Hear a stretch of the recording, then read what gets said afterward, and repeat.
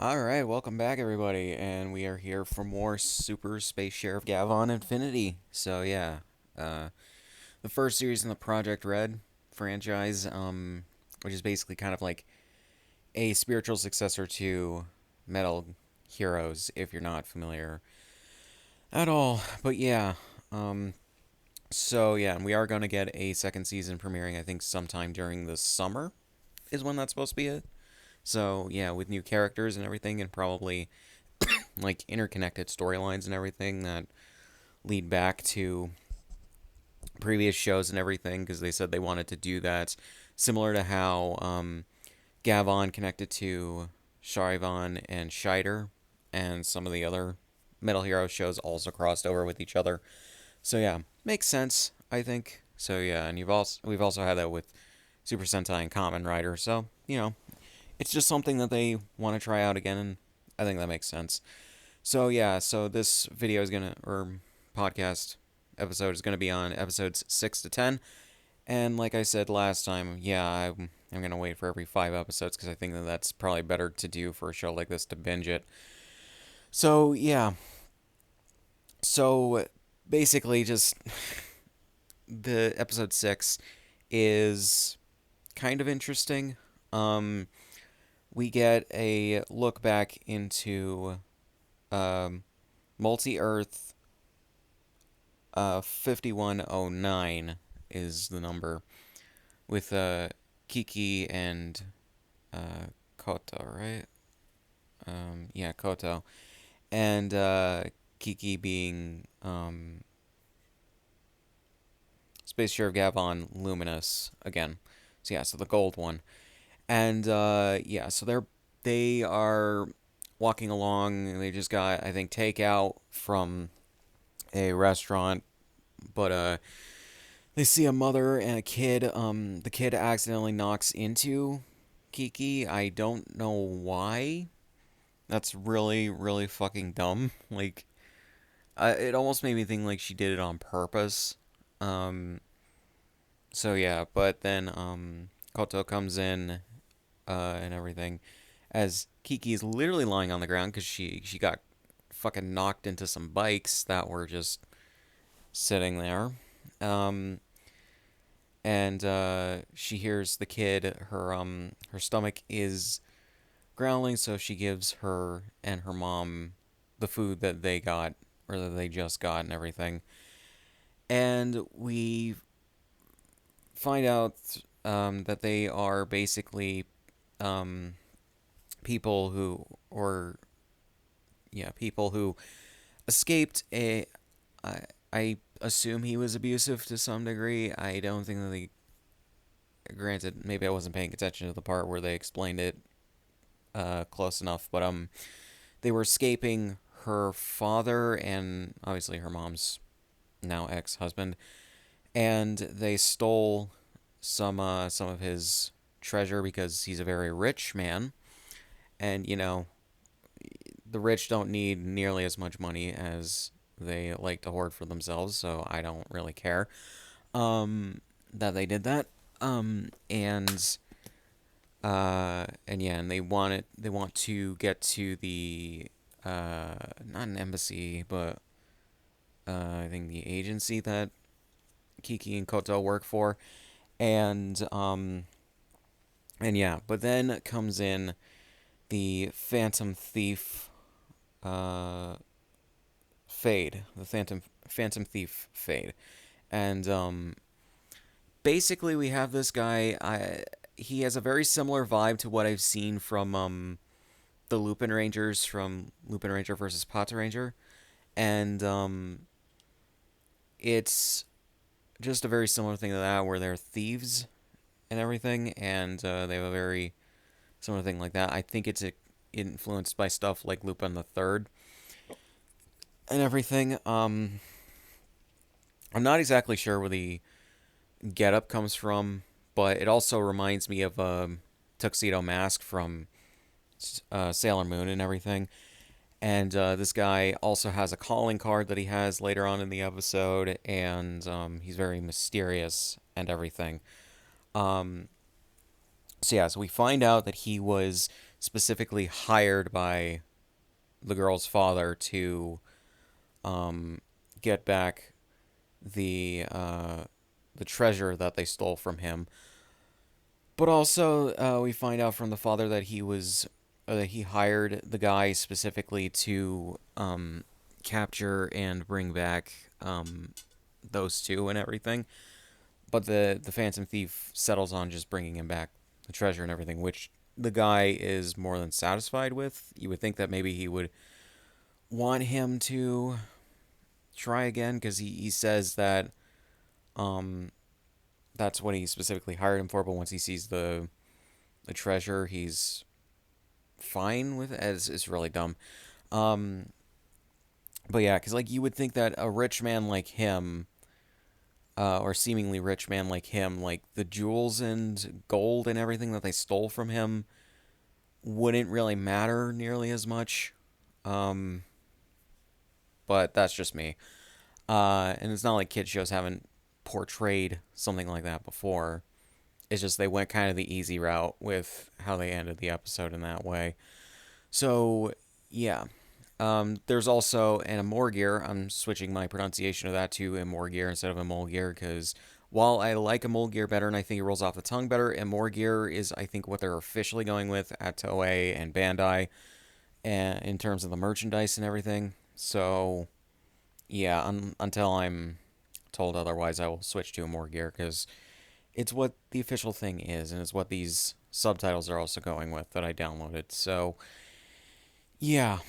Um, so, uh, we get the Phantom Thief tracking them down, and unfortunately, because the Amorgir is reacting to the little girl's emotions and everything with her heightened emotions and not wanting to, I think, not wanting to go back to her father and wanting to stay with her mother and everything, it causes a spaceship that she's in that was like crashed to the ground for some reason um, to get pushed down a cliff, down to a lower cliff that um, maybe a little bit unstable, or they don't know if it'll give out or anything. So, uh, yeah, so then we get Gavan Infinity slash Reggie or Reggie, and he and his two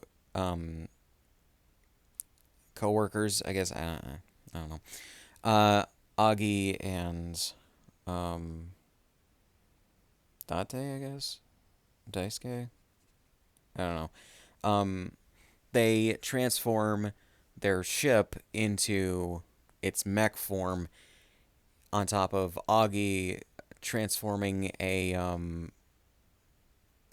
crane into a mech as well. No idea how she's able to do that, but okay.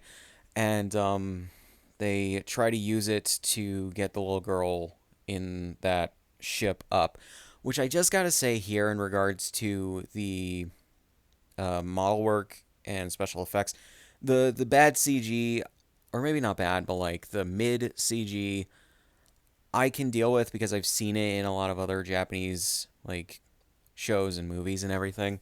It's not nearly as bad as some of the CG can get in Kamen Rider, at the very least from the 2010s that I've seen.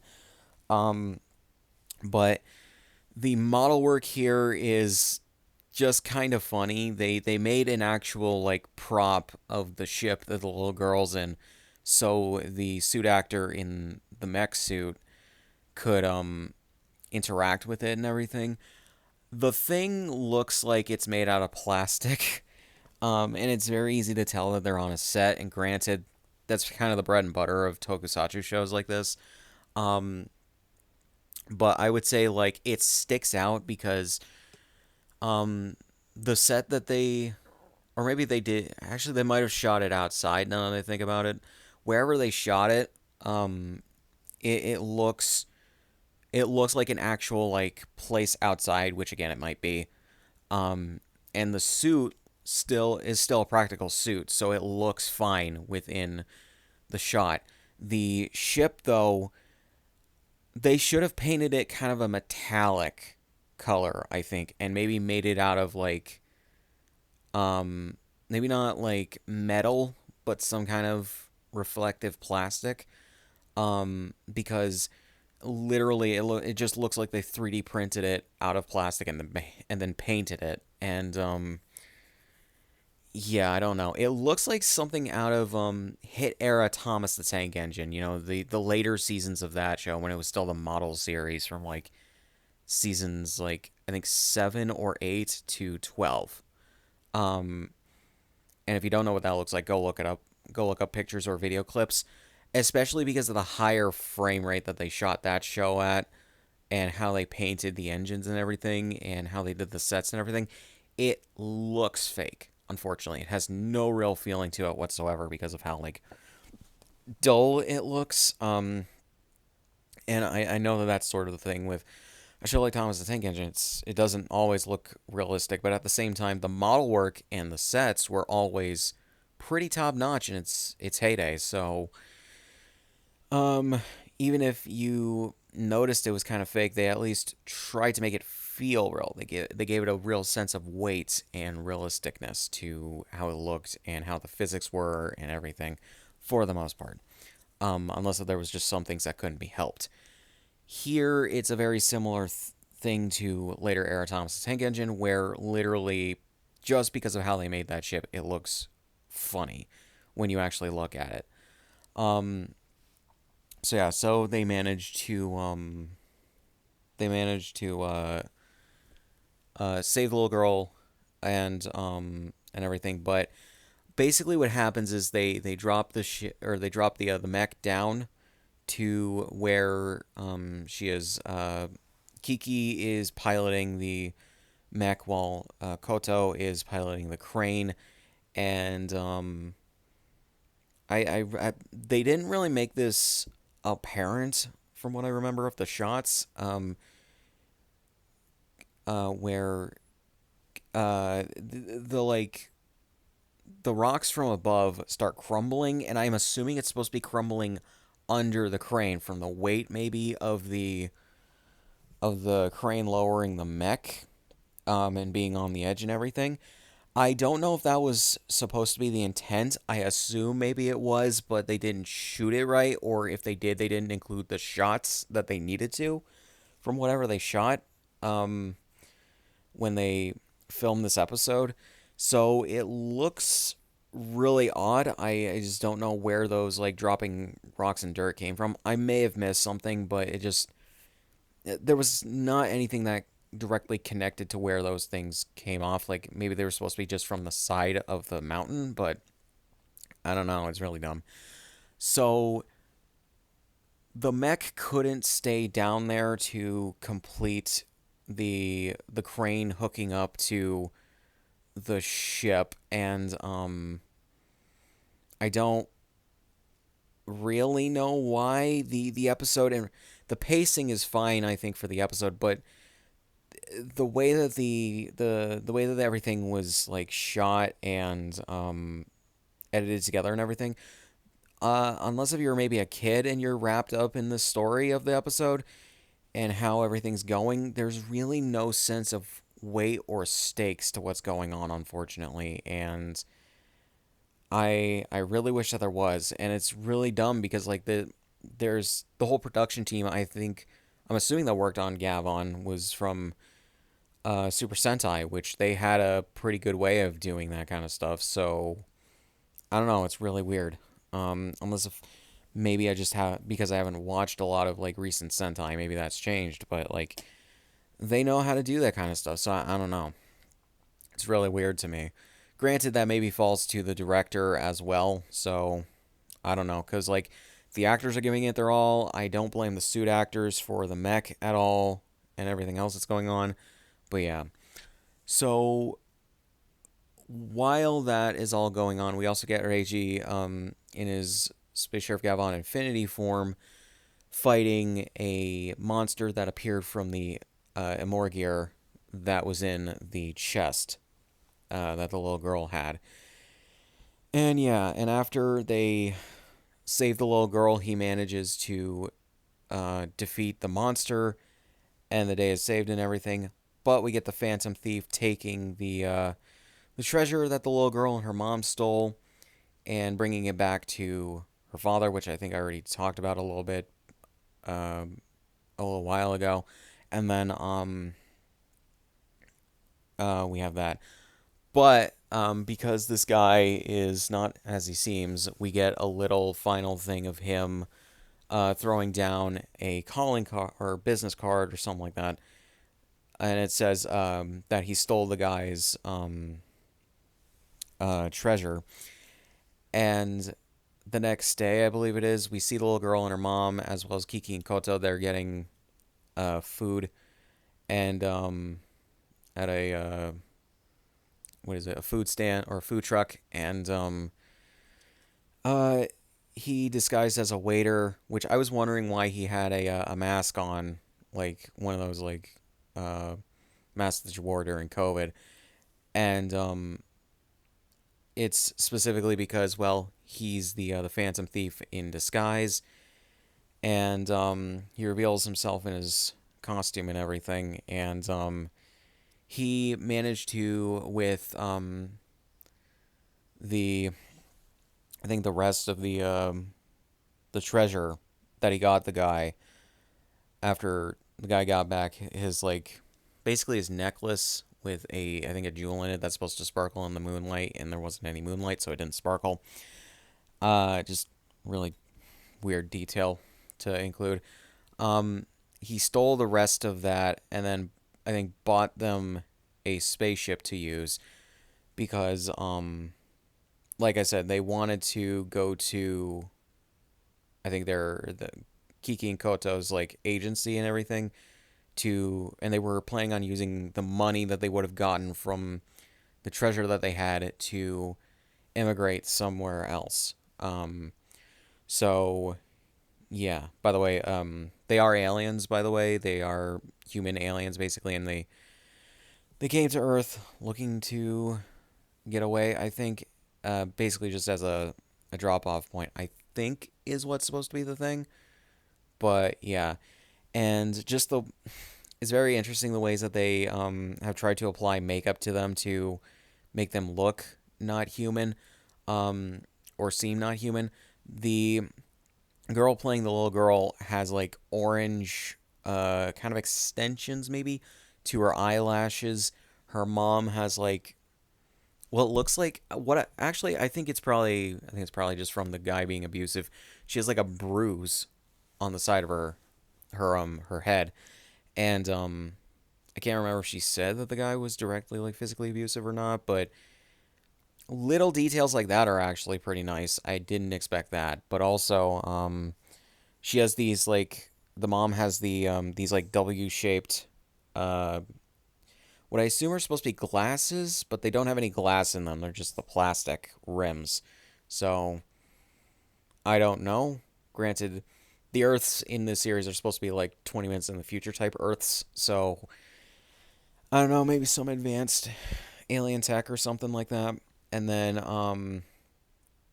I think she has makeup on under the frames as well to make her look, and maybe the orange extensions to her eyelashes as well. So yeah. And we also get confirmation at the end of this, by the way, or towards the end of this, that Koto seems to have feelings for Kiki. Like, they are genuinely, like, just lesbians. Which is fine.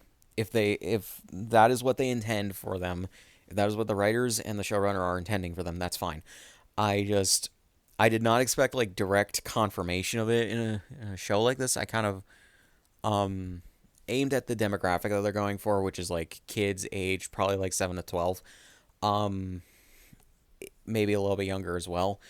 um I just did not expect them to let Koto have dialogue, because she directly says Kiki's my partner, when Kiki basically does what looks like a salute to Reiji after they're done with everything, and she's thanking him for helping her with the problem and everything, and he does it back to her, but then Koto gets really jealous, and Reiji's obviously confused because he doesn't know what what the salute means, and he's just like, wait, what did it mean? Because Koto yells at him about it and then drags Kiki away, and it's just like I get why they portrayed her as jealous. It's just like, though, if granted, they're probably not directly like going out, but it's just like, if Koto has feelings for Kiki, just tell Kiki.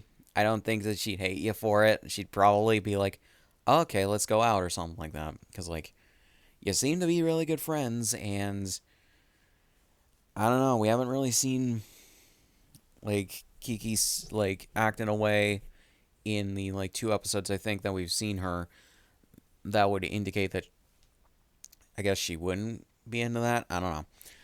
It's just really funny. But yeah.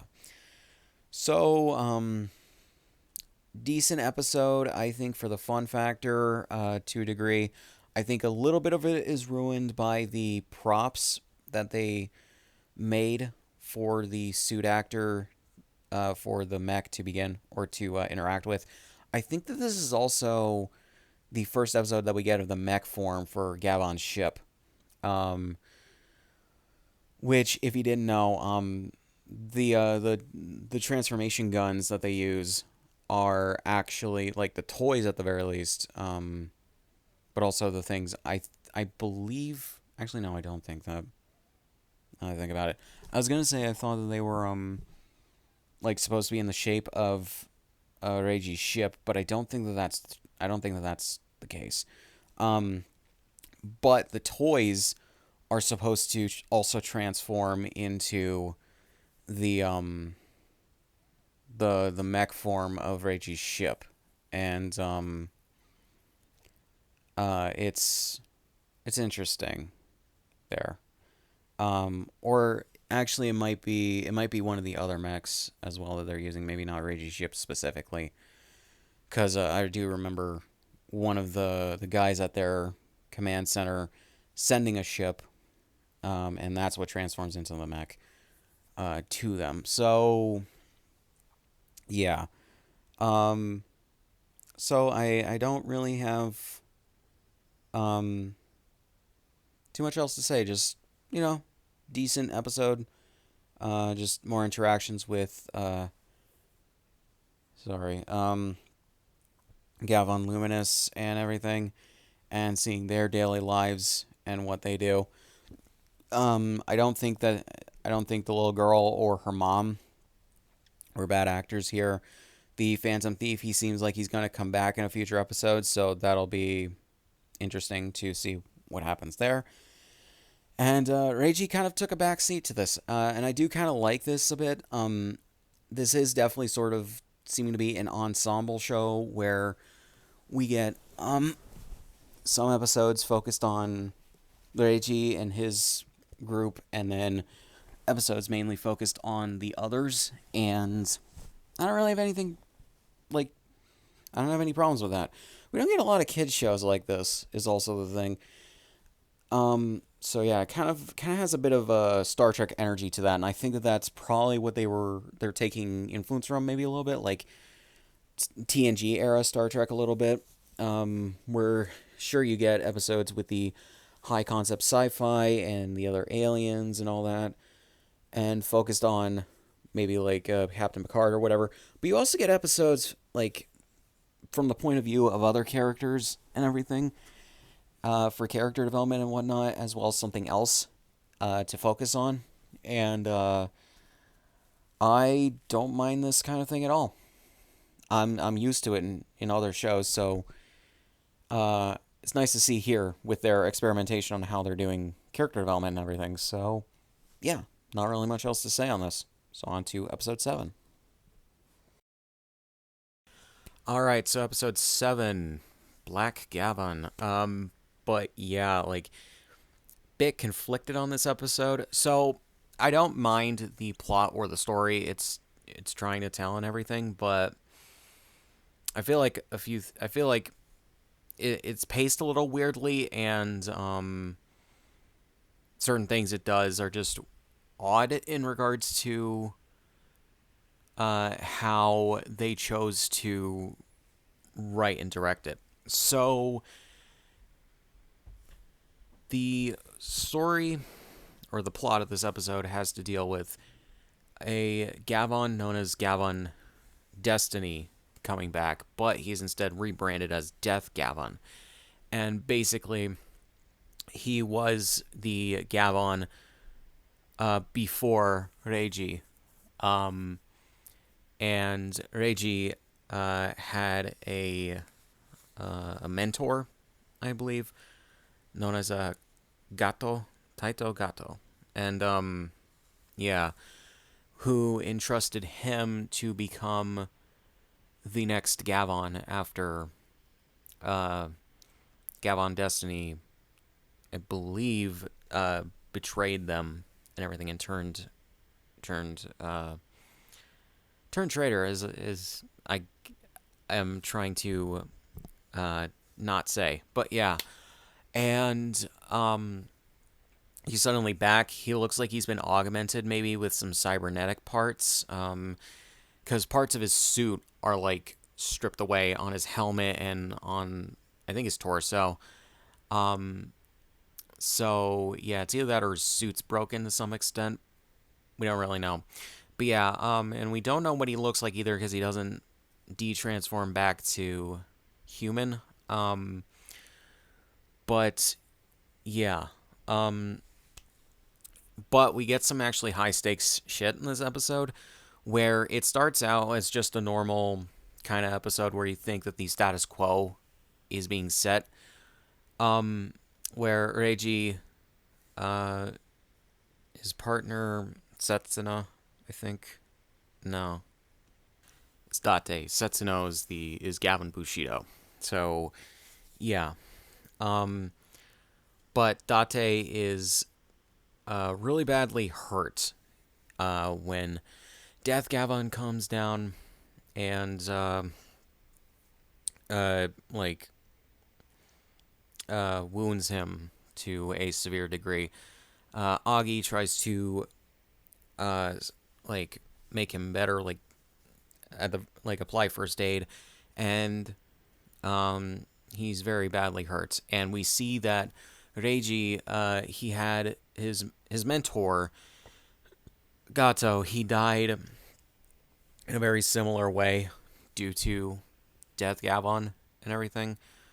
And so he's being filled with anger at the fact that this guy's returned, which we find out that the backstory of how he got his Immor gear, which they do have the Immor gear, I believe, written in English in the case where he gets his I don't know what exactly they're called, but the gun that lets him transform and the Immor gear. But yeah, and the emotion that fueled the Immor gear when he got it, when he took hold of it, was anger, because he had a lot of anger swelling up inside of him, because I think because of Death Gavan and everything, and the death of his mentor. And I don't know if he was supposed to be his father, but I don't think he was. But yeah, so we have that, and we have Date telling him to not worry about him right now and chase after Death Gavan and everything. To which he does, and yeah, and we see him chasing after Death Gavan, and yeah, we basically have a thing where Death Gavan is the one ultimately supplying all of the people who have them with the bad Immor gears and everything, and yeah, basically when Reiji, Date, hold on, Rikia and Pateren, who meet up by coincidence, are tracking down a criminal he's holding like a knife, and basically I assume he stole something or something. It's either that or it's the Immor gear is why they're chasing after him. when they finally catch up to him and cuff him and take his Amor gear, Death Gavan frees him and everything from the uh, the cuffs and gives it back to him, and Rikia and Patrin go chasing after him, and before we see R.E.D go after Death Gavan and everything, and basically what Death Gavan is wanting to do is spread, I think, all the negative emotions or whatever it is, all across the different universes and everything. But Reiji isn't having it because he says basically it's his job to stop it, I think. So yeah, or that they just don't want it to happen. They don't want that spreading. And yeah, basically, um, when when we we just basically get that, and we get Reiji when he finally catches up to Death Gavan. Death Gavan basically just has him outmatched in regards to power and I think skill and everything. And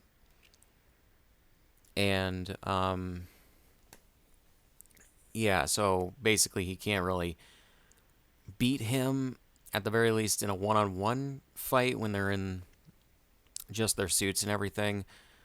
But yeah, so Death Gavan uses his gun to open up the Mach-Q dimension and bring forth his ship, which is just a purple and I think green recolor of Reiji's ship, and takes off in that. And then Reiji, with the in his ship with the crane attachment from the last episode, he takes off and gives chase and hooks onto his ship and everything, but he transforms it into, or Death Gavan transforms his ship into its robot mode. Then Reiji transforms his into its robot mode, and everything. And then they start fighting. But then his superior says to him to lead him over to where their base is, and so Reiji does. His superior fires a laser up at Death Gavan's ship, or mech, which causes him to I think be taken aback a bit and recoil, and then Reiji's superior attaches it to his mech, and so he fires it, or he uses it, and fueled by his emotions, his rage, despite all his rage, he's still just Nicolas Cage. He fuels the laser to a significant degree that it, I think it blows up his ship and maybe also Death Gavan. I'm not entirely sure what happens, but it opens up basically, I think, a wormhole of some kind, through the multiple universes, to the point where Gavan Bushido and Gavan Luminous, they are seeing what's going on, and Luminous and Kiki and sorry, I'm trying to remember people's names. I jeez, why can't I remember names at all? It's been a few days since I recorded the previous episode's thing. Koto, there we go. Kiki and Koto, they detect what's going on, but they also detect that it is coming from Reiji's Earth and everything. And yeah, we also get confirmation as to how Reiji can cross the dimensions to go to the alternate universes and not suffer any ill effects. And basically, he was given, or he had some sort of, like, I don't know if it's like particles or whatever, but he basically had something injected into him that allows him to cross the universes without any ill effects. And they establish that early on when Date comments on it because they're doing field work again, and he likes doing the field work. But they show a flashback to when they went to an alternate Earth one time, and unfortunately, Date, because when he went outside of the ship, he got hurt by it and everything, and he could still feel it just remembering it. So yeah, so that's really shit, and that's a thing that as well. Death Gavan feels or detects inside of Reiji when they're fighting initially. Um, and yeah, so that's a bit of a thing. I like that we're getting an explanation on that. But then the episode kind of ends on a weird note of like kind of a happy note without really telling us what to maybe expect a little bit going forward because yeah, it is just really odd. They end on this really happy note where Reiji is he meets back up with Date, who was patched up by their guys, and then or by their people, and we do meet back up as well with Rikia and Patron, and they say that they were able to catch the perp from earlier, which is nice. And everything, though they did get hurt trying to do it. Um, and we get this kind of like more, I guess, happy note. Without because like the reason I feel it's a little weird is the fact that like whenever usually you end on a note of happiness and everything, but you still get this really big like thing that happened previously in like right before that. Usually, especially when it's a thing that's supposed to come back later, the writers will leave off on a note of to be continued. Just showing what's going to happen, rather than ending on the like happy note, because then it kind of feels a little jarring. Like I don't mind them meeting back up and being happy that they're all okay. It's just that it's really weird. The episode itself is really fast paced. And I won't say that there's too much going on. I feel like though maybe this could have been spread into a two-parter, but at the same time, it's not like this is necessarily bad. I think it is just paced a little faster than I would be expecting. But yeah, it's one of those things where like I uh I would just expect a little bit different in terms of the writing, especially when like Toei's writers that they have for these shows usually know how to do that decently. And yeah, is just really odd. In terms of the fight between Reiji and Death Galon, it's fine. It's just really kind of a one-sided kind of thing where Reiji just keeps fucking losing. And then the fight in their mechs is fine. The CGI, it's CGI in a Toei Tokusatsu show, so I don't know what to say about it. It's kind of on par with the CGI in Kamen Rider Zets. But Kamen Rider Zets at least knows to use the CGI sparingly, whereas this, they had to completely portray the mech fight in CGI, and it doesn't look great. And it's funny because they have a suit for um, the robot form of Reiji's ship, and they could have easily also just made another one for Death Gavon's mech, but I don't know. It's it's just one of those things. So glad that we're actually finally getting some stuff, especially since like this is on Reiji's Earth primarily. So it's one of those things where I'm glad that we got something more on his Earth and everything.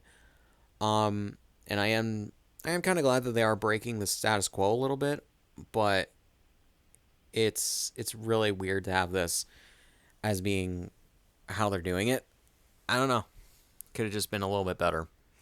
So yeah. So really, not much else on episode 8. All right, so episode 8, I find the title a little funny, just unintentionally. The shooter with magic bullets, at the very least, is the translation that I'm assuming most of the fan subgroups are going with, and is definitely the one that uh, Anon, whatever their subs are, whatever group they are going with. Those are the subs that I'm watching for this, and just magic bullet.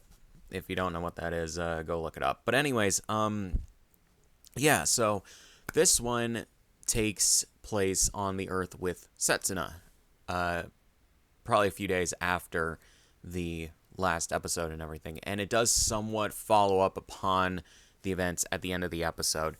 It's also established that Death Gavan did not die. I guess he just got transported to another universe. I did like I said in for the last episode. I didn't exactly know what the hell happened there. I thought he got like blown up or some shit, and then like the energy with him just got scattered throughout the multiverse. But which I do think part of that happened, but I guess he just didn't die. He just probably transported to another universe in his ship. Which is fine if that's what happened. It just wasn't clear to me. So yeah, and now R.E.D is tracking down all the Amorgirs that are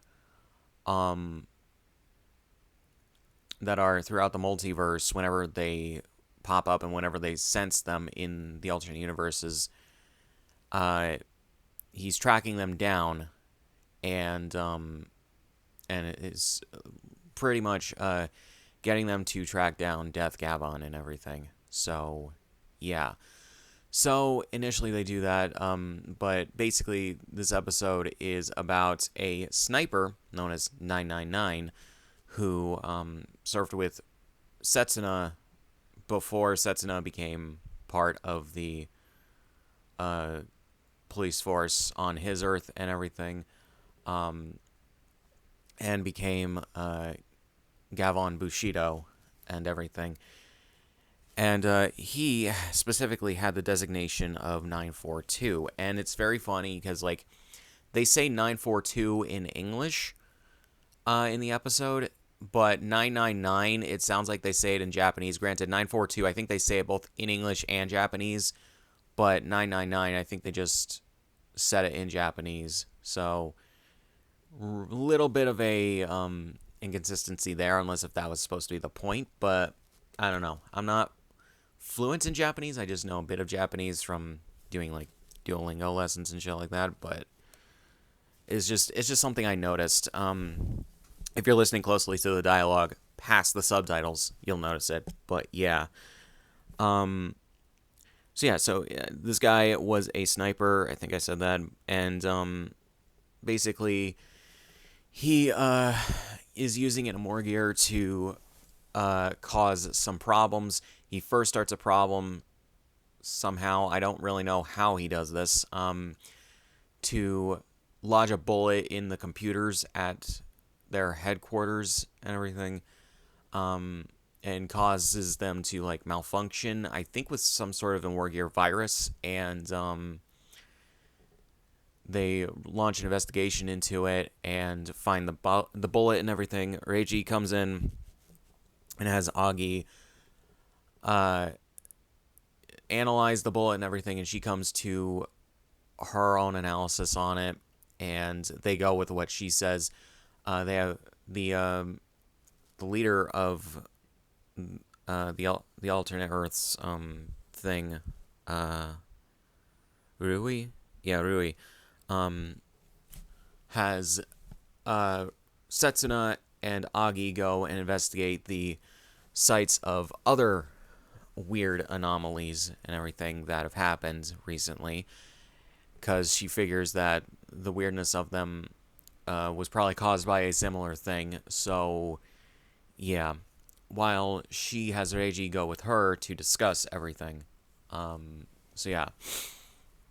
So we initially see Setsuna and Agi investigate a shipping yard, I believe, and uh, Agi determines how far away the bullet was. It was from at least 5,200 something meters, I believe is the measurement she gives from how far away the sniper was, and Setsuna is slowly piecing together that it might be someone that he knew from the past, which, of course, we very much know that it is. The episode doesn't really leave that to be wondered for too long before the guy is brought in. So yeah, we're given early on we're given a flashback of Setsuna serving in a war with the guy. So to me it just seems like they didn't really granted, this is a show for younger kids than I would say Kamen Rider usually is for the main target audience, but I feel like they didn't really need that flashback early on or earlier in the episode. They could have easily left it for later, but after Setsuna, actually no, it is after Setsuna starts thinking about it and recognizes the type of bullet used. But I think that we could have seen the flashback after this part in particular. But yeah. So then we see Reiji talking with, sorry, I'm still learning names, Rui, and he tells her about Death Gavan and everything and how he's tracking down the more gears and everything to track him down and take him down and everything. And he also says that Death Gavan killed his senpai, so that's basically confirmed. The flashbacks in the previous episode do indicate that, but it's outright confirmed here through the dialogue. So, yeah, because it's not directly shown on screen yet. I imagine we will get maybe a flashback of that in a future episode, but we will see. So, yeah, so, Rui then, tells them about, after the analysis of the bullets done by their computer, she mentions how Setsuna has come up with a plan to bait out whoever is shooting the bullets, and Reiji's like, bait? And then he goes down to where they are. They're in basically not a quarry, but like a work site. It's one of those things that Toei loves to do, is have those out of Tokyo, either quarry or work site locations, so that they can shoot the action and everything. So then we have Setsuna and Agi investigating. Agi analyzes that the bullet from the sniper in that location came from about, I think it's 5,900 something meters, and yeah, and Reiji basically is, I think, he's basically fully putting it together that it is more than likely the guy who he thinks it is. So yeah, so then he senses something coming, and he says it to Agi, something's coming, and she's like, what? Basically she looks at him and says, what? And a more gear monster pops out of the ground and starts fighting him. He chucks into his Gavan form and starts fighting it. But then we see the sniper, and he shoots a bullet through the monster to hit Setsuna. And it causes Setsuna to be, I guess, reprogrammed or brainwashed. And he almost strikes Agi before Reiji comes in, transforms into his Gavan form, and starts fighting him.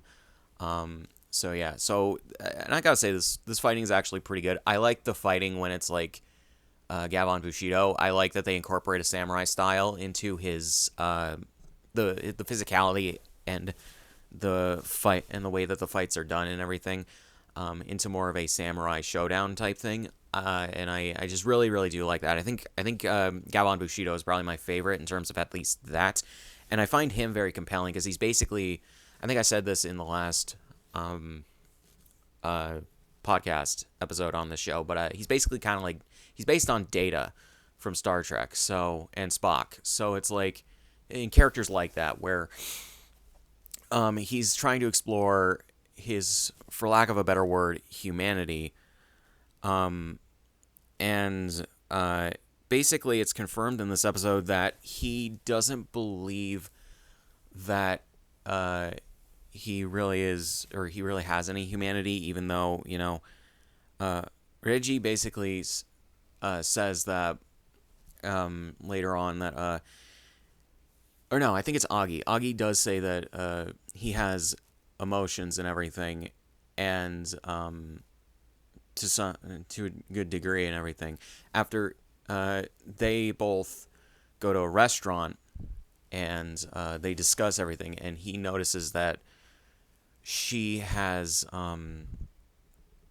a good amount of whatever the word is in Japanese, they translated it as expressions, and he doesn't feel that he has anything like that, and she basically just tells him, no, you're pretty human in terms of how you act, and yeah, and that's actually pretty good to reassure him that he is more human than he thinks, in terms of how he is, and it's just that type of shit, and then and yeah, so back to the fight. I will get to that more in a bit. So in that in the fight, we see Setsuna and Reiji basically clash. Reiji starts using more of his blade since the last episode, and I like that, because beforehand he seems to only use his gun, and well, that's fine. And it's the Gavarian trigger. I completely forgot the name of it for the last episode, but it's the Gavarian trigger. That's what it is. He seems to mainly use that, and it's not even really shown that he has a sword until the first episode with Setsuna, where he loans it to him.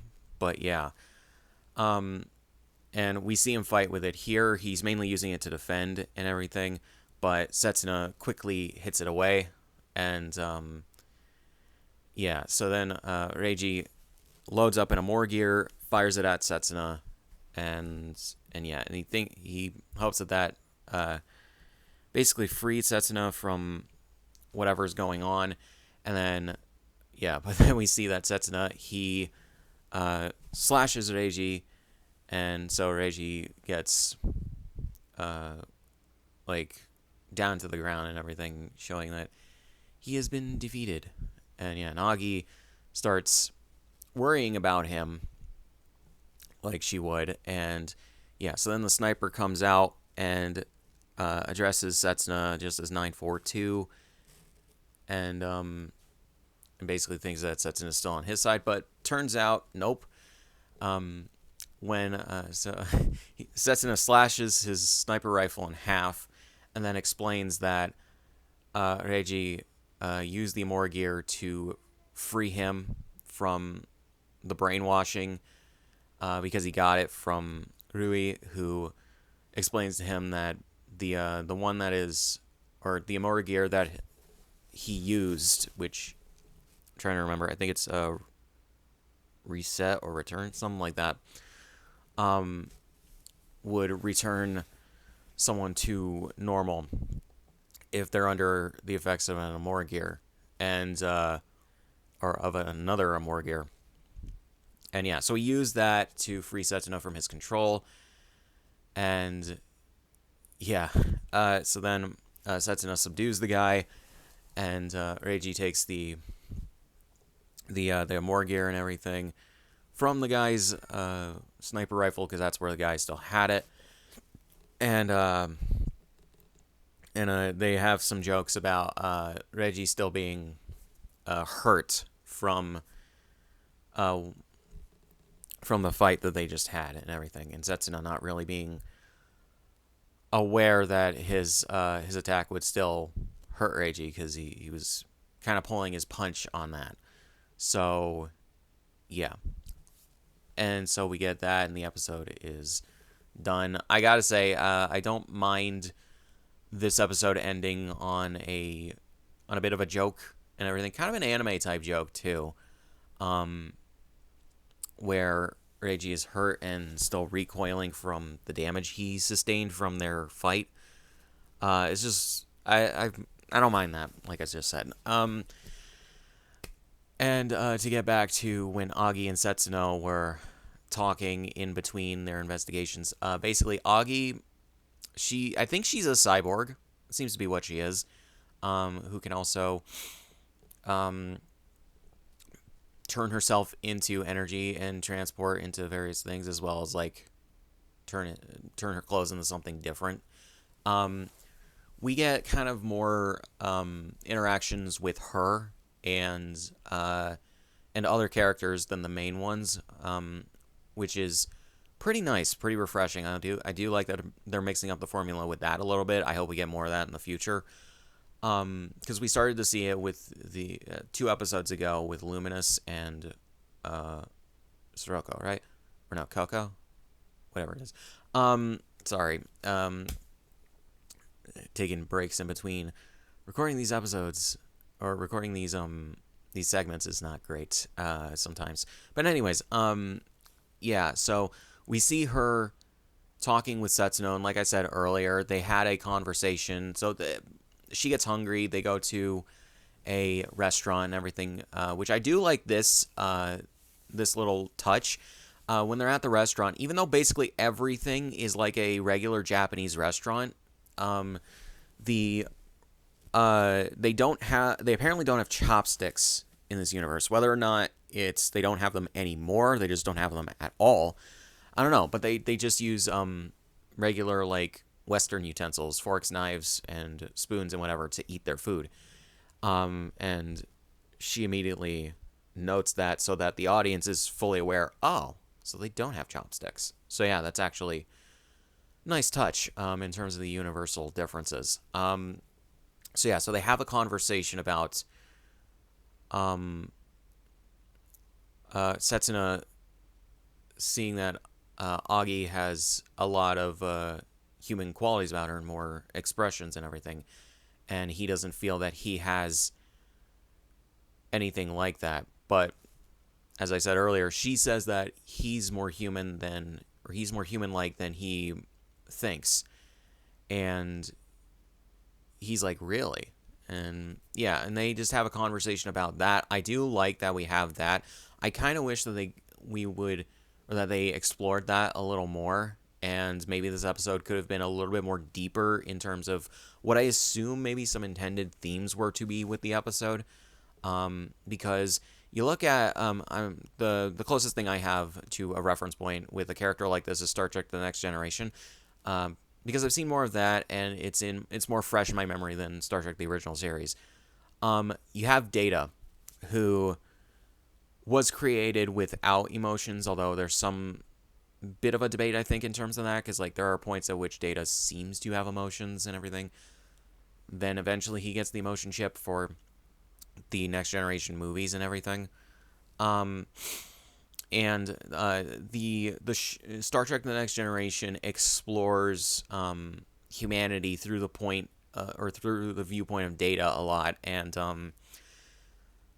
basically Data wanting to be more human-like and everything, and he wants to have emotions and everything, and that's basically his journey throughout Star Trek: The Next Generation. And I do think that we could have a character arc similar to Data's through Setsuna. And I think Data's the more apt comparison than Spock, because Spock in the original series actively rejects his humanity and everything because he is half human.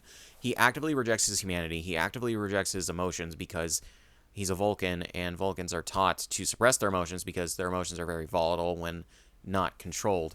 And then throughout the movies, he kind of goes on a character arc, like a subtle character arc of like sort of embracing his more human side, which I think is also a thing in the original series, but it's more at the forefront in the movies, I think. And Also, his appearance in Star Trek: The Next Generation, and then the 2009 movie.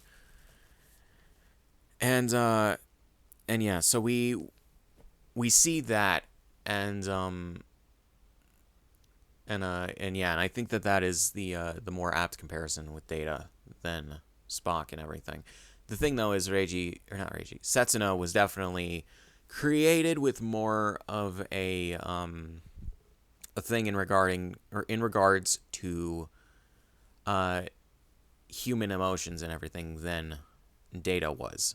Um so yeah, so he's a bit farther along in that development. It's just that he definitely is the type of person as well to have just a more calm and stoic demeanor. I think I almost said demeanor and then I went to the R demeanor, and it's just interesting that they're wanting to explore a character like that in this series. I just think that they could have easily done it a little bit better if they're trying to seed those ideas into the show.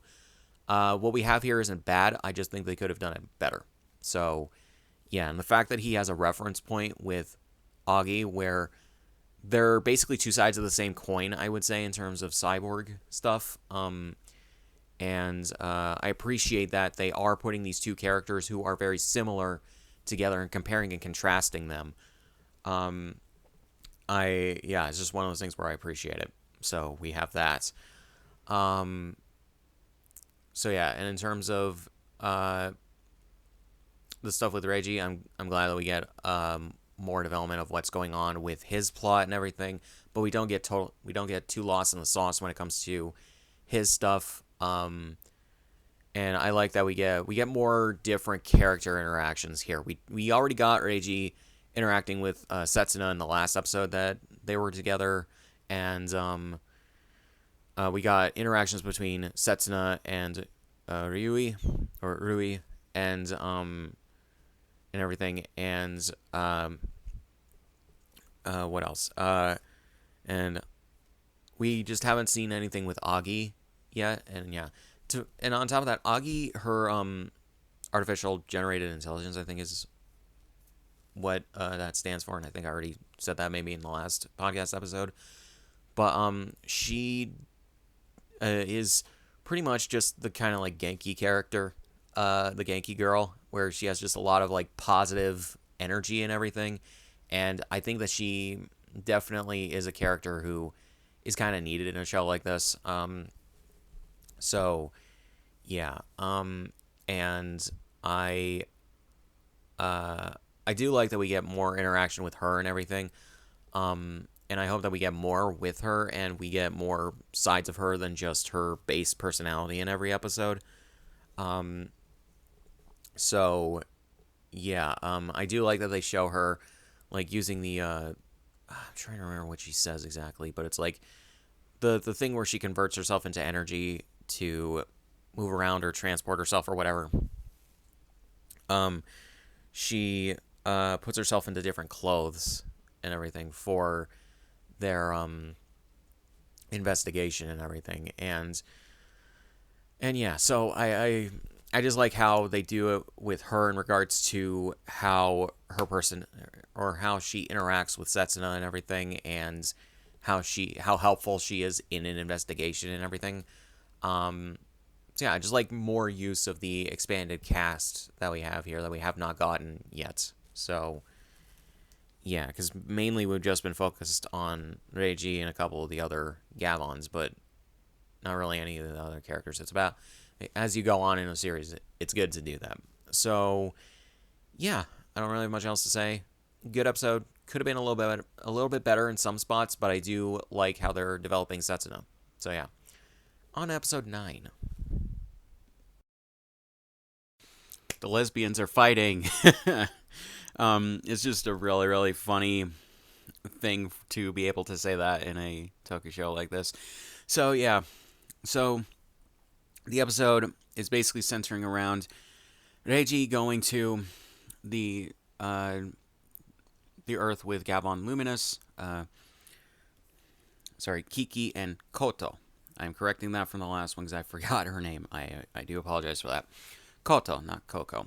And um, basically he's going there because the Amorgir of his mentor uh, has shown back up. I guess it went missing at some point, and they cannot understand it. So they go to Kiki, who can understand Amorgirs. So yeah, so he initially tries to get her to, or he initially goes there to try to get her to translate. But Koto and Kiki are fighting over some things. They're just having a bit of a lover's spat. And I mainly say this shit a little jokingly because they're not confirmed to be in a relationship, and they're mainly partners as police officers. But the thing about it is just like they're basically a couple, and that's fine. That's fine that they're a couple. It's just fun to point out these things like this. Um, so uh, yeah, so they do that, but they're interrupted by the Phantom Thief from their previous episode, and he has alerted them to a a new monster that is starting to terrorize the city, and he thought to let them know before the cops or their headquarters detected the monsters. So yeah, so they go down and they find out after trying to fight it that when they try to use their laser tech, this is what I'm assuming happens. It fuels the or powers up the monster enough so that it multiplies. And yeah, and this is a thing that is a bit worrisome and everything. So yeah, so as they fight it, it multiplies more, partially due to accidental like firing on it, or maybe not accidental, but like extra firing upon it that it didn't need. And then on top of that, Reiji in his Gavan form uses his Gavarian laser on it, and that just made it multiply a lot. And then they start, and yeah, so there's a lot of them, but yeah, so but Kiki has a thing where she I think is starting to analyze them, and as Reiji uses another Imorgir to put barriers around the monsters to try and contain them, and she calculates that there would be enough of them in 24 hours to overtake the Earth, basically in terms of population. So, or fill up the Earth or whatever. So, Kiki has a thing where she has a like her tech find out where the Morgir is that's fueling them, and she goes off in her in a ship to go find it. And it's in the middle. It's in the middle of a random bit of nowhere, and yeah, and Reiji tails her and everything, while Koto and the Phantom Thief are left trying to fight off the monsters and everything.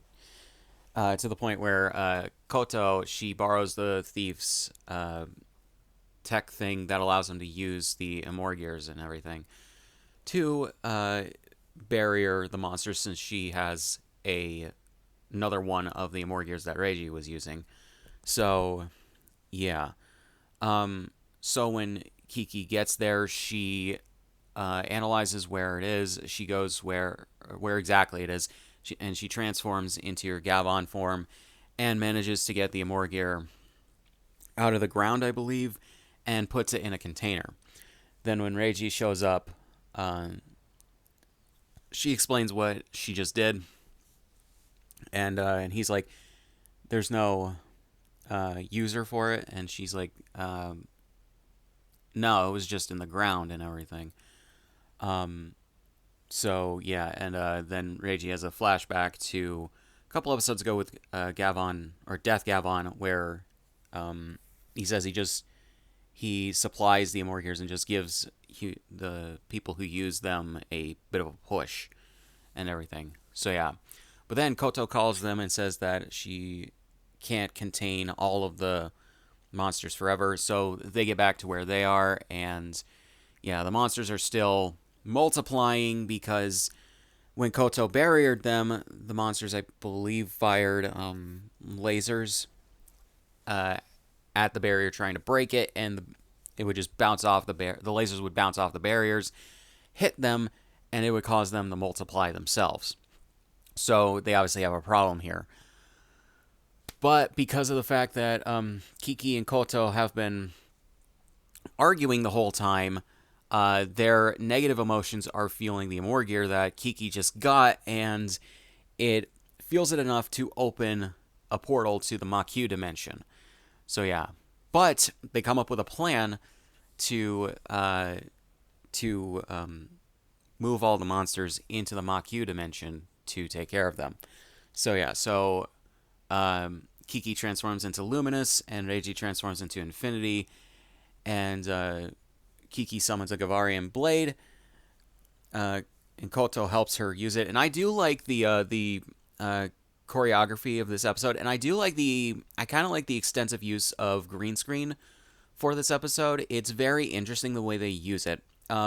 It's obvious that it is green screen, but it's shot in a way that like it actually helps the action more so than distracts from it with the bad CGI or bad green screening and like chroma keying and everything. Because it allows them to do certain things that they obviously wouldn't be able to practically do. So they're just using it to help along their action as opposed to it being the entire thing.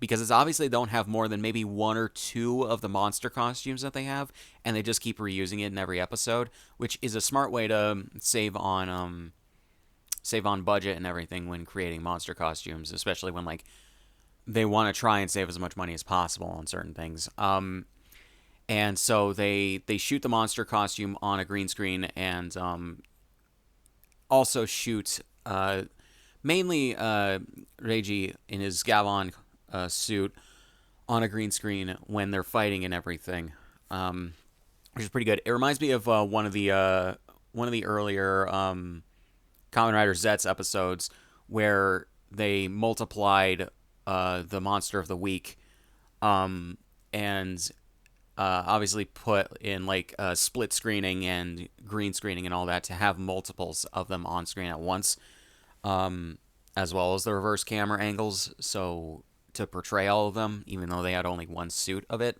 So yeah, it actually, I do like how they're using it here, and it reminds me of that.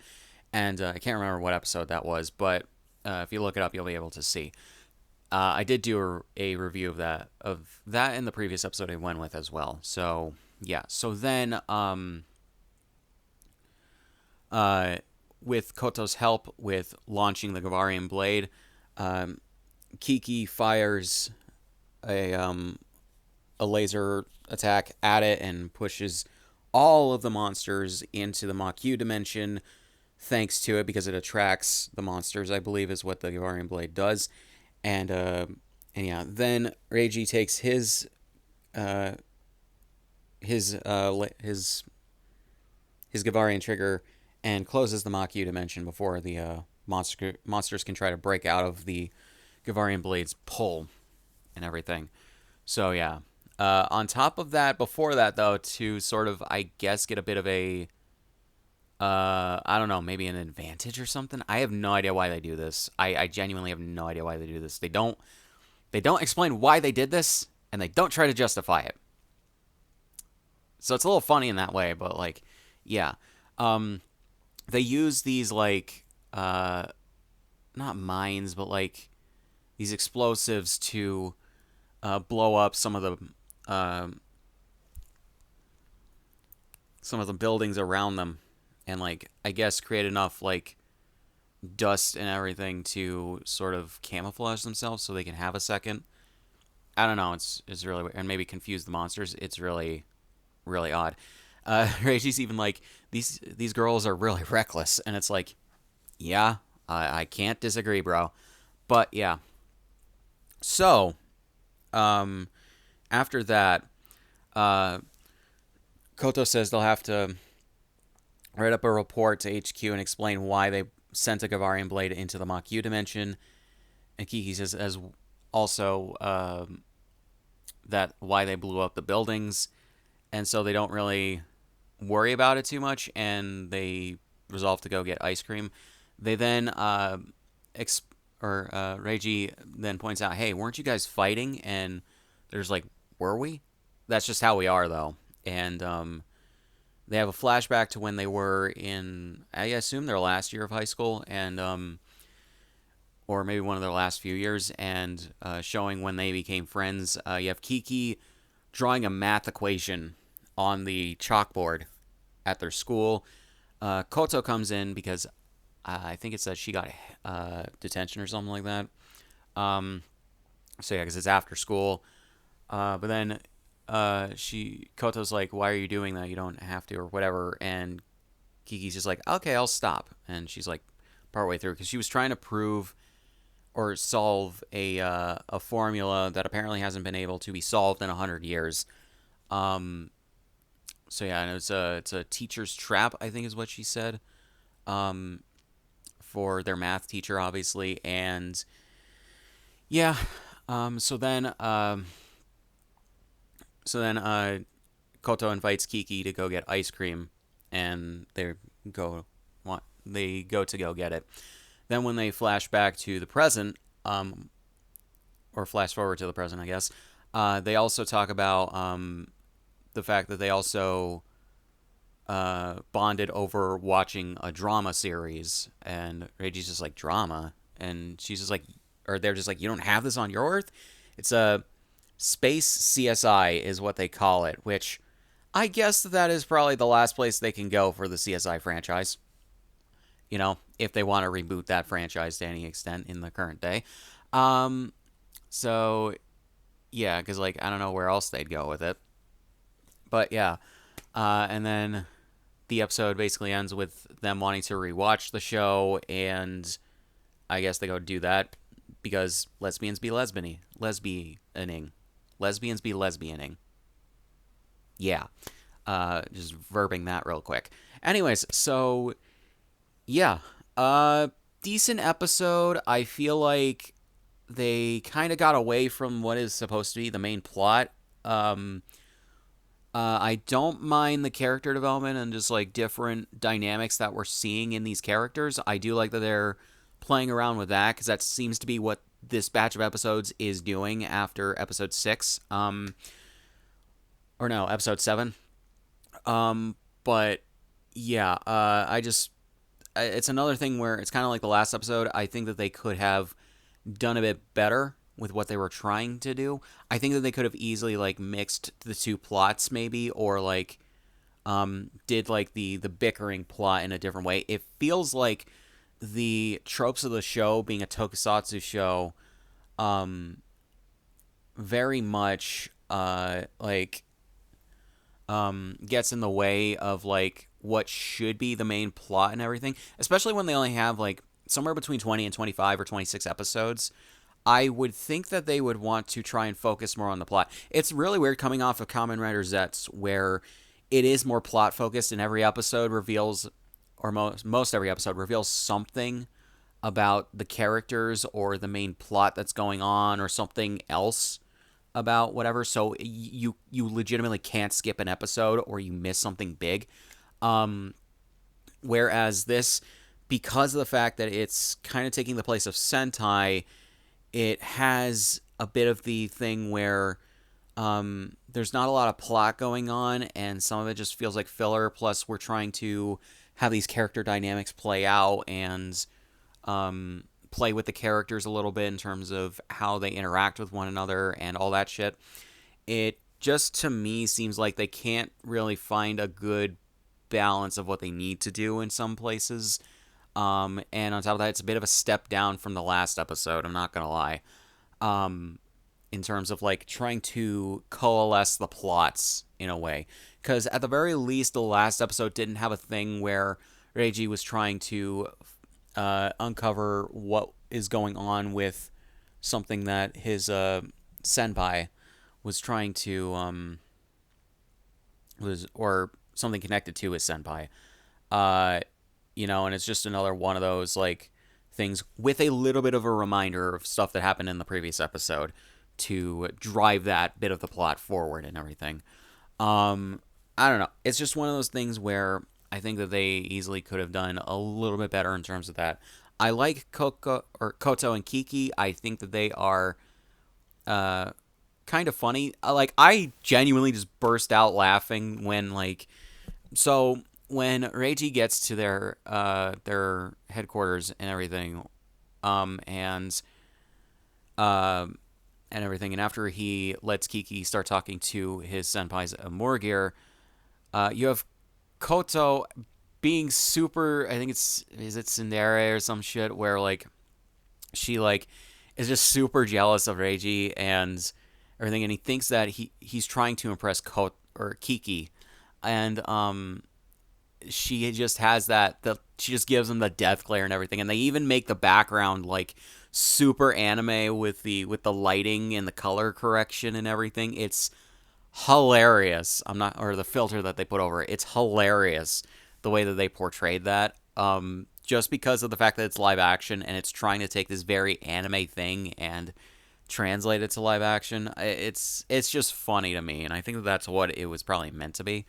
Um, so yeah, all the very lesbian vibes that those two are giving off is just funny, um, in the way that they're playing it. So yeah, but otherwise, okay episode. Don't hate it. I just think that they could have easily done better. So yeah, on episode 10. All right, so episode 10, Ninja Gavan, and yep, this is the episode that a lot of people I think were looking forward to as soon as the promotional material and toys and whatever started being advertised and came out in Japan.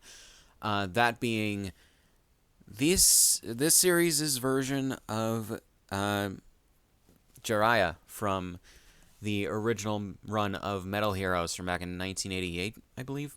Um, so yeah, so this entire episode deals with a new Gavan Raya, coming to Reiji's Earth because he's tracking the dimensional distortion energy and everything, and and he previously inspected Earth number 8, I believe, and so but he has a thing where he has detected stuff in Earth 63, and so which is Reiji's Earth.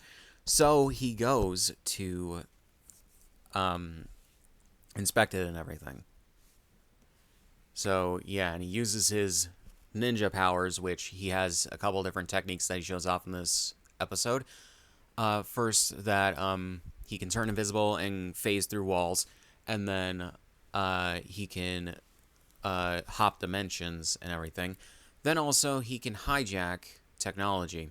So yeah, so he uses the dimension hopper or dimensional jump technique to go to Reiji's dimension and then turns invisible.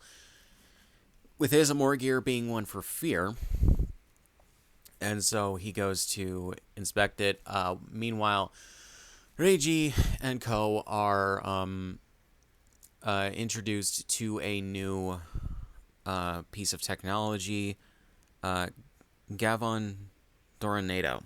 So, yeah, which is a dragon mech that and ship that pays homage, I believe, to the original Space Sheriff Gavan's ship from his series and everything, if I'm remembering right, because I'm remembering mainly the Gokaiger versus Gavan movie where they brought it back and everything. And yeah, it looks like kind of a modernized but also simplified version of it. So yeah, also a smaller version of it. So yeah, but pretty cool that they're doing that. And they're like slowly introducing these elements of the original Gavan series into this one, in a decent way. But yeah, don't know why it took until episode 10 to get this, but toyetic and all that shit and merchandise and whatnot. So yeah.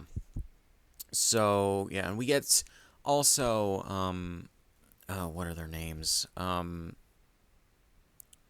sorry, Patron and Rikia from previous episodes. They haven't been here in like 3 episodes, I believe, or it's been 3 episodes since they've been here. So yeah, and something I didn't say in the previous episode because I didn't really have much. I didn't remember to talk about it because there was other things going on. I think they finally like toned these guys down decently, and while they are still kind of dipshits, they are thankfully being toned down to a point where they're tolerable. I think, and they're more like affable than anything. And it seems like all their assholishness is kind of more so just maybe workplace stuff. That's at the very least how I'm seeing it. So yeah, and so yeah, but just correct me if I'm wrong on that. I don't think I'm wrong on that. It just seems to be how they're doing that.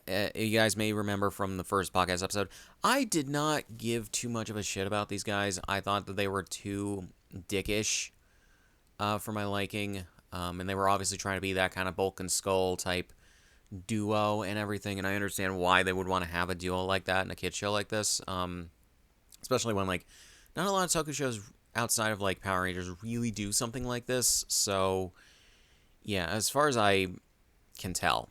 But yeah, at the very least, the ones made in Japan. So yeah, and yeah, so they're introduced to that. Those two come in, and yeah, and we also get a thing with Setsuna on his Earth, as well as Kiki and Koto on their Earth, where initially or first Kiki and Koto they detect a dimensional energy coming from another Earth, and then we get Setsuna fighting off an Amorgear monster, and his blade has a bit of one of his blades has a bit of a cloud, as he says, in it, and he thinks it's the sword trying to warn him about something that's going to happen.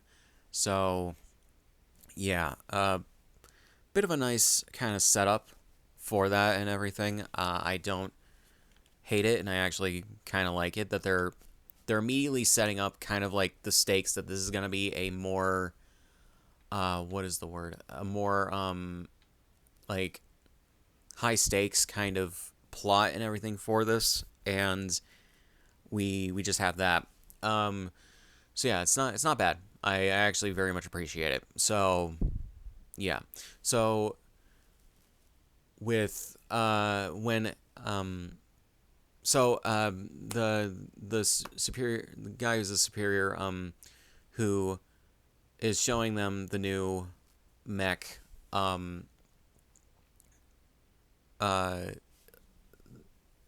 um, pulls Reggie aside, tells him that he's keeping the Amorgear from his senpai. I'm trying to remember what the Amorgear is called. I do apologize. Yukaida. There we go. Yukaida. Um, he says that he's gonna let him take care of it for now, and Reiji was just like, I planned on that anyways. So yeah. So then when or after that, they're all gonna the rest of them are gonna are starting to make plans to go get some food and everything, which it's kind of weird that Patron needs food. He's a robot, so I wouldn't think that he really needs food. Anyways, so yeah, so then Raya comes in initially, because the superior, I forget his name. I am sorry about that. Um, Wigless, that's his name. Okay, I had to check the wiki for the show, and it's just kind of funny how they made his name basically Wiggles, um, but they got rid of one of the G's and added an S. That's just kind of funny to me. But yeah, Wigless, he leaves the Morgir with Reggie, but then when he goes back up to his command center, um, he or they detect the like dimensional energy that Gavan Raya has, and he warns Reiji about it. Then Reiji, he thinks it's Death Gavan, but nope. And he sort of senses it coming when Raya, while he's invisible, um, starts fighting them and everything. And Reiji quickly uses, or thinks to use, one of the other mole gears or more gears to reveal him and disable his invisibility. So then, uh, uh, you know, after that's done, they fight some more and everything, uh, until Reiji uses another Amorgear to put his Amorgear to sleep. And we get the reveal of his human form. To which I just need to say, I just noticed this because I don't think his real name has been revealed yet in the episode, and I don't think it is towards the end of the episode either. They gave him the name of Kunai Kazanami. Kunai. Really subtle with the naming on these characters. You know, in regards to like naming them after something that has to do with like their like regular or their abilities or whatever. You know, you name the ninja character Kunai. Okay, but yeah, I guess that's the intent though, kid show and everything. But yeah, so so they fight a little bit more. Reiji transforms into his Gavan form and everything. And it's really weird for a second where Patron and Rikia, they're for some reason like in awe of Reiji being Gavan, even though I'm pretty sure they knew, right? They knew from the first episode that he was Gavan.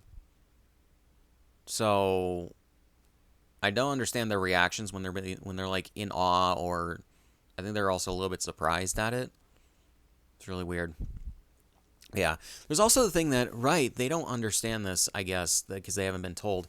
They don't know that, I guess, that Reggie has been hopping dimensions and working with other Gavons of alternate universes. So they're still behind on the times when it comes to that. And I think they also think, like, genuinely, I think part of my frustration comes with them that, like, I thought that in previous episodes maybe they knew what was going on with Reiji and the other two, in regards to their work and everything.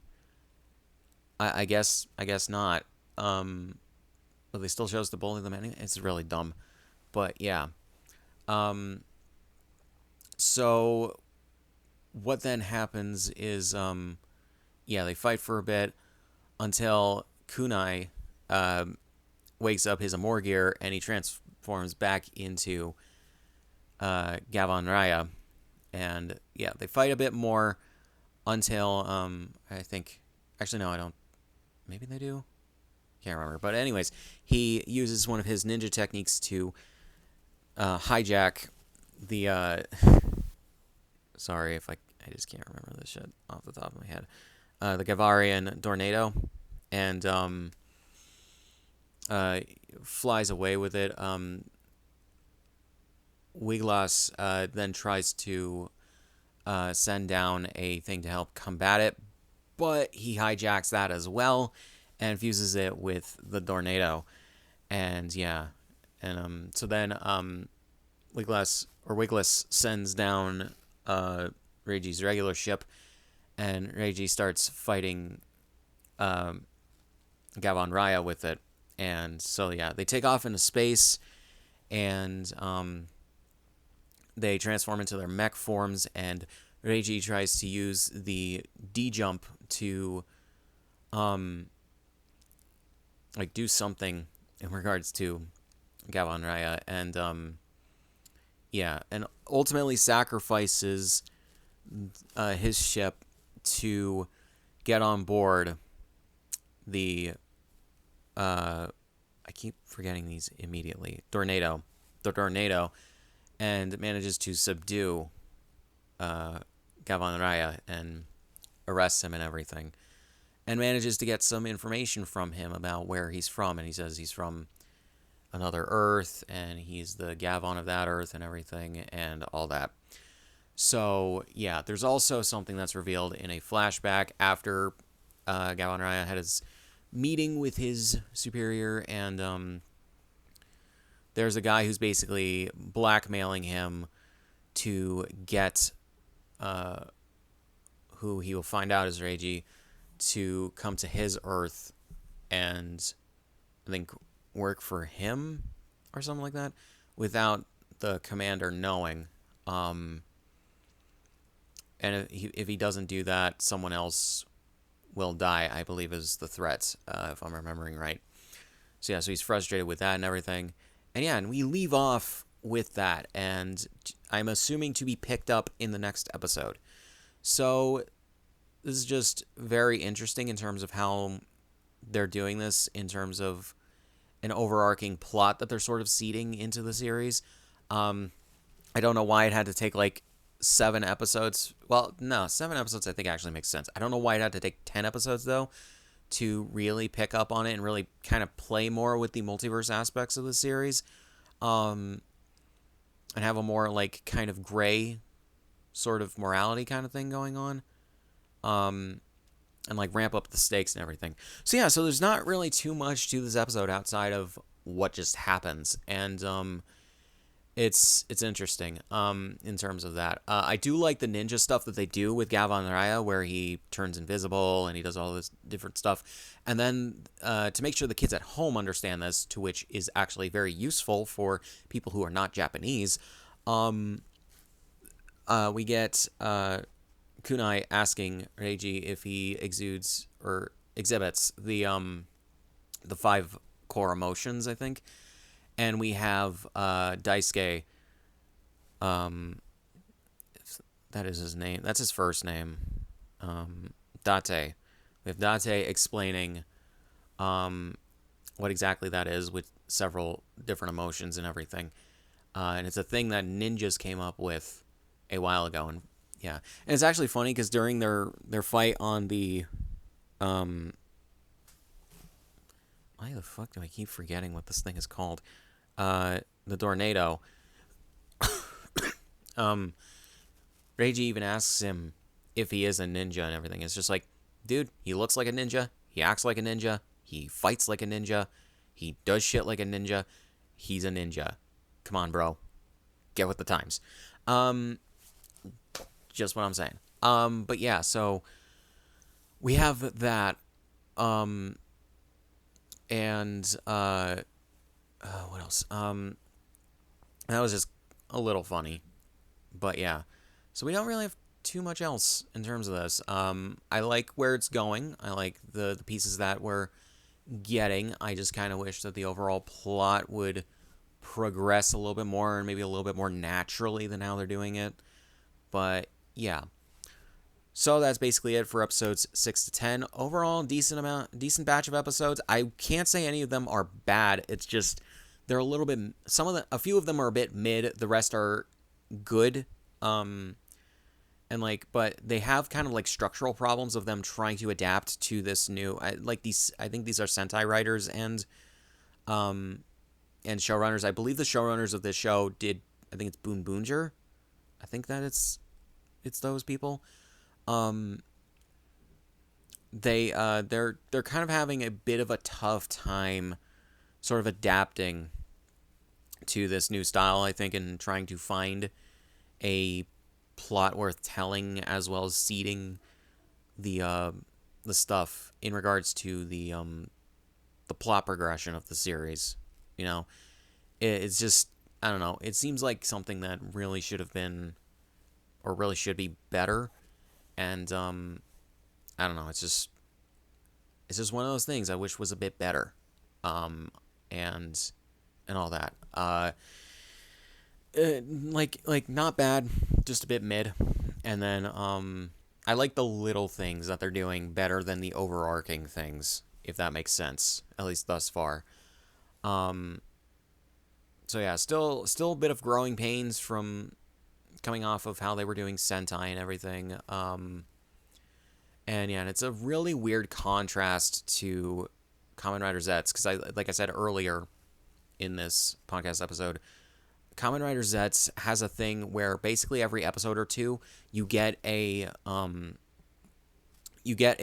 grand reveal that makes you want to keep watching and gives you something to invest your time in to the point where like you don't feel like you're wasting your time with it and you feel like you're getting something. You're being rewarded for watching the series. Whereas this, they're drip feeding everything very, very slowly, like even more slowly than you would think when you hear the phrase drip feeding. And it's just something I think that they could just be doing better. So, yeah. So, yeah, in another 5 weeks, I'll be doing, well, actually, at this point, like 4. I will be doing episodes 11 through 15. So look out for that. Look out for my other podcasts as well on the various Kamen Rider series that I'm doing, as well as eventually I do want to watch the original Gavan series and start to watch more Sentais. So yeah, as well as Ultraman. So yeah, guys. Yeah, so really not much else to say. So links in the description on all my shit. Subscribe if you want, and I'll see you guys in the next one.